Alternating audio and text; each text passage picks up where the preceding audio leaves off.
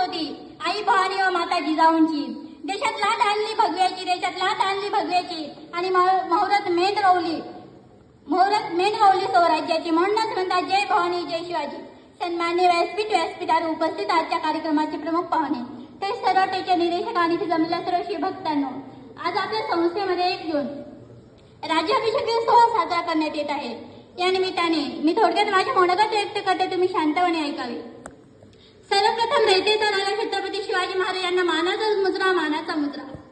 शिवराज्याभिषेक म्हणजे 6 जून 1674 रोजी महाराजांचा राज्याभिषेक झाला, ज्याने भारतात हिंदवी स्वराज्याची सुरुवात झाली. हा ऐतिहासिक दिवस शिवाजी महाराजांच्या रायगड किल्ल्यावर राज्याभिषेक दिन म्हणून साजरा केला जातो. या दिवसाला राज्याभिषेक किंवा शिवराज्याभिषेक असेही म्हटले जाते.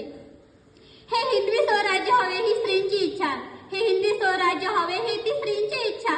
शिवाजी महाराजांनी वयाच्या 16व्या वर्षी पहिला किल्ला तोरणा जिंकून स्वराज्याचे तोरण बांधले.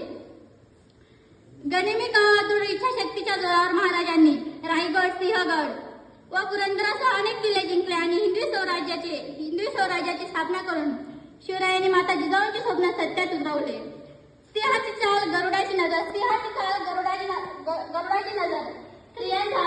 स्त्रियांचा आदर कर, शत्रूंचे मर्दन, असे जसे मावळ्यांचे वर्तन, ही शिवरायांची शिकवण. शिवाजी महाराजांनी लोहगड, राजगड, विजयदुर्ग, पन्हाळ असे अनेक किल्ले जिंकले. परंतु या किल्ल्यांपैकी जेव्हा सिंहगड जेव्हा जिंकला त्यावेळी तानाजी मालुसरे यांना मात्र वीरमरण आले.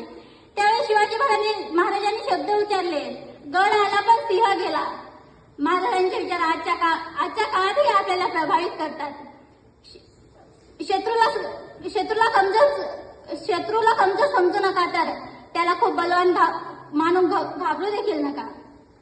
स्वराज्य निर्मितीची प्रतिज्ञा, स्वराज्याचे तोरण, गड आला पण सिंह गेला, प्रतापगडचा पराक्रम, आग्र्याहून सुटका, शाहिस्त खाण्याची फजिती, असे अनेक प्रसंग त्यांच्या अजोड कार्याची माहिती सांगतात. आणि 1674 रोजी रायगडावर शिवाजी महाराजांचा राज्याभिषेक झाला आणि छत्रपती हे पद त्यांनी धारण केले.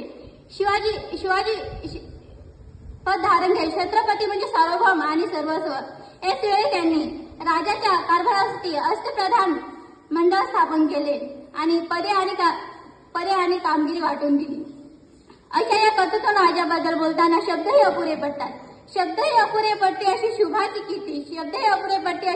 कीर्ती, राजा शोभून दिसे जगती असे ते शिवछत्रपती. हवेत झेप घ्यायची असेल तर पक्षासारखं बळ हवं, दरीत झेप घ्यायची असेल तर आकाश एवढं धाडस हवं, पाण्यात उडी मारायची असेल तर माशासारखी कला हवी आणि साम्राज्य निर्माण करायचं असेल तर शिवसारखं काहीच हवं. जय भवानी जय शिवराय. धन्यवाद.